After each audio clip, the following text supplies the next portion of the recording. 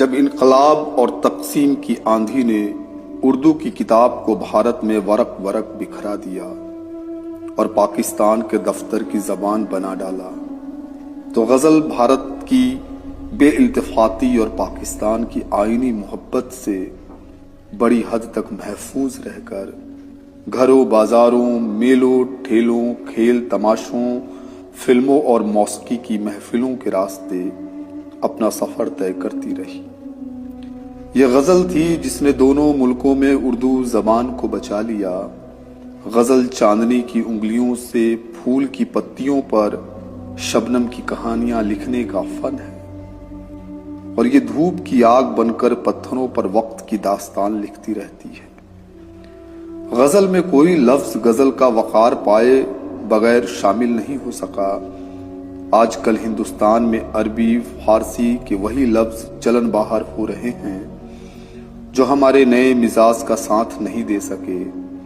और उसकी जगह दूसरी जबानों के अल्फाज उर्दू बन रहे हैं। जी हाँ दोस्तों, ये बात बशीर बद्र साहब कल्चर एक्सा, जो उनका समग्र संकलन है जिसमें उसकी भूमिका में इस हिस्से को संकलित किया गया है, उसमें ये बात कहते हैं। आज मैं लक्ष्मण प्रसाद गुप्ता आप सभी के समक्ष जिस शायर को लेकर के आया हूं, आप समझ गए होंगे कि मैं बशीर बद्र साहब की बात कर रहा हूं। बशीर बद्र साहब हिंदुस्तान के एक ऐसे शायर जिन्हें बहुत अदब के साथ याद किया जाता है। आप में शायद ही कोई ऐसा होगा जो उनके अशार न जानता हो, जो उनकी गजलों से न गुजरा हो, जिन्होंने उनके अशार न सुने हो। बहुत मशहूर और मकबूल नाम पूरे इस हिंदुस्तान में और पूरी दुनिया में बशीर बद्र साहब का है। अब जबकि उनकी जुबान खामोश हो गई है, अब जबकि उन्हें अपने ही शेर याद नहीं आते, अब जबकि बहुत कोशिश करने के बाद कोई शेर याद आता है, तो ऐसे समय में हम बशीर बद्र साहब के अशार के बारे में बातचीत कर रहे हैं, बशीर बद्र साहब को याद कर रहे हैं, और देखिए कि किस तरह से पिछले 60-70 सालों का जो सफर रहा है, पिछले 50 सालों की शायरी में बशीर बद्र साहब का जो योगदान रहा है, खास तौर से उस ढंग से देखा जाना चाहिए जिस ढंग से आप समझिए कि भाषा को लेकर के और गजल जैसी विधा को लेकर के जो लोकप्रियता मिली, उस लोकप्रियता में बशीर बद्र साहब का भी बड़ा हाथ है। ये बात दिगर है कि जिन दिनों बशीर साहब को मुशायरे में जाने का शौक हुआ, उन्होंने मन बनाया,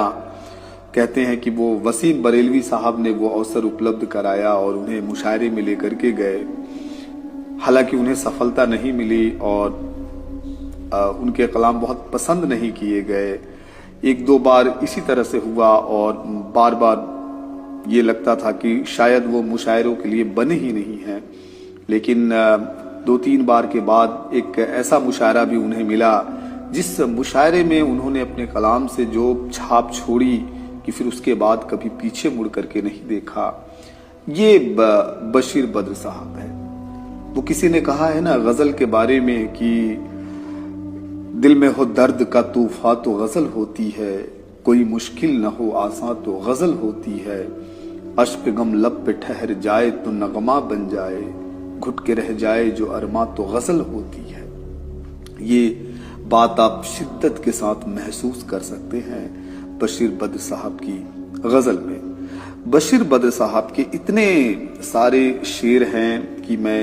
क्या आपके सामने रखूं और क्या न रखूं, ये मेरी मुश्किल है। वो शेर जो बहुत चर्चित हुआ था कि कुछ तो मजबूरियां रही होंगी, यूं कोई बेवफा नहीं होता। बशीर साहब की शायरी का एक अलग ही लहजा है, एक अलग ही ढंग है। अब जबकि हम लॉकडाउन की स्थिति में हैं, अपने अपने घरों में कैद हैं, तो बशीर साहब का वो शेर बहुत याद आता है कि यूं ही बेसबब न फिरा करो, कोई शाम घर भी रहा करो। वह गजल की सच्ची किताब है, उसे चुप के पढ़ा करो। कोई हाथ भी न मिलाएगा जो गले मिलोगे तपाक से,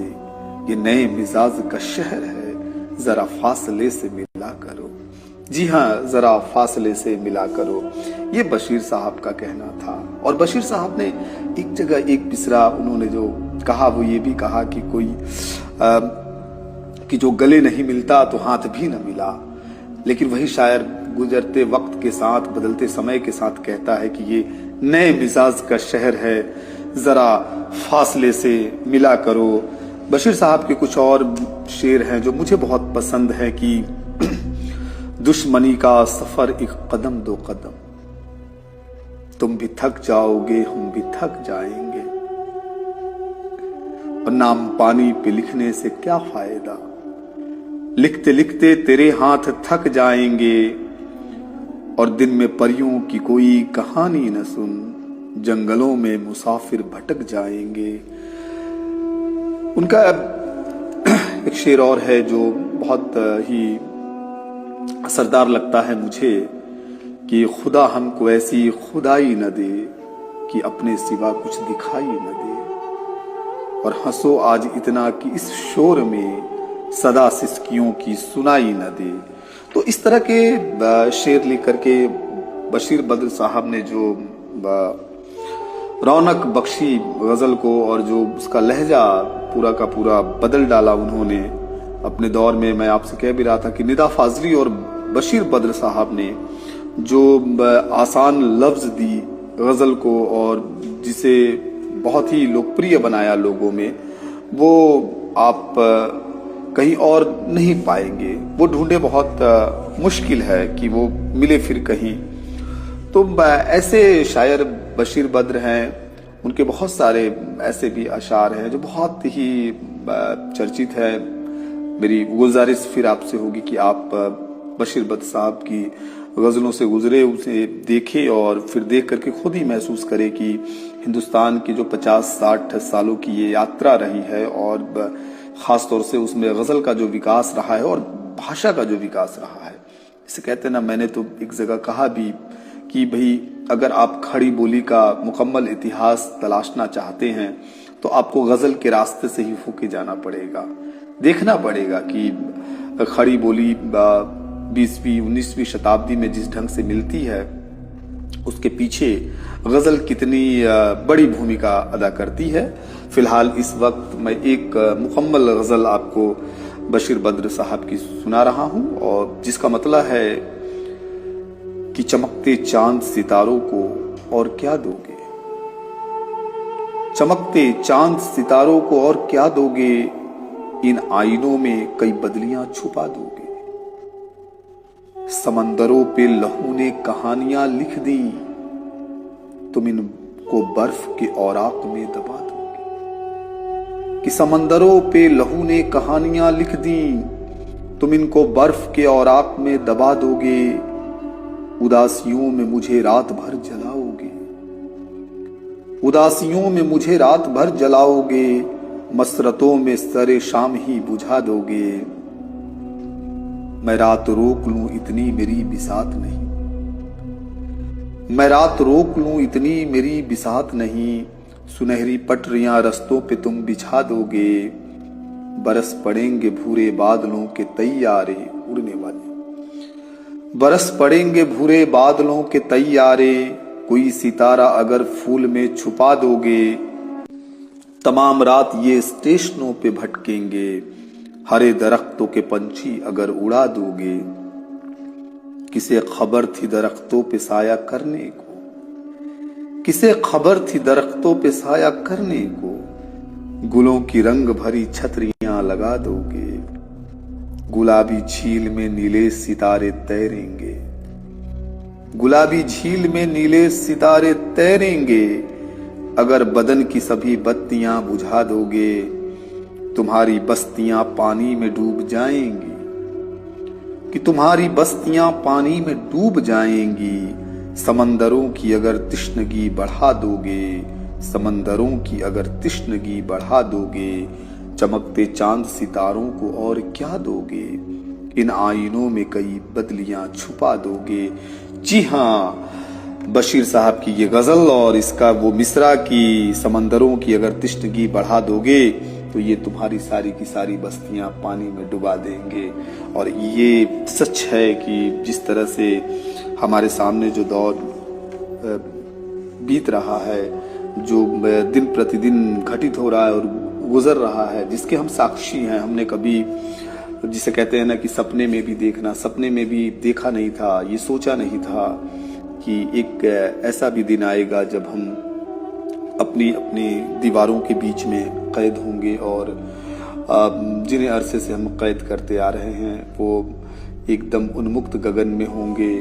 बिल्कुल उड़ रहे होंगे, स्वच्छंद विचरण कर रहे होंगे और उसका, इस पूरी सृष्टि का आनंद ले रहे होंगे। बहरहाल आनंद का यह दौर फिर लौटेगा। ना उम्मीदी में जीना नहीं चाहिए, उम्मीद बचा के रखनी चाहिए। और हम विश्वास करते हैं कि फिर एक बार हम बाहों में बाहें डाल करके इस जीवन का, इस प्रकृति का आनंद लेंगे, अपनों के साथ अटखेलियां करेंगे, मस्ती करेंगे और फिर से अपनी जिम्मेदारियों के साथ पटरी पर वापस लौटेंगे। आप सुन रहे थे बशीर बद्र साहब की गजल, मैं लक्ष्मण प्रसाद गुप्ता, और इसी के साथ आपका आभार, बहुत बहुत धन्यवाद। मिलते हैं फिर अगले दिन एक और नए गजलकार के साथ। शुक्रिया।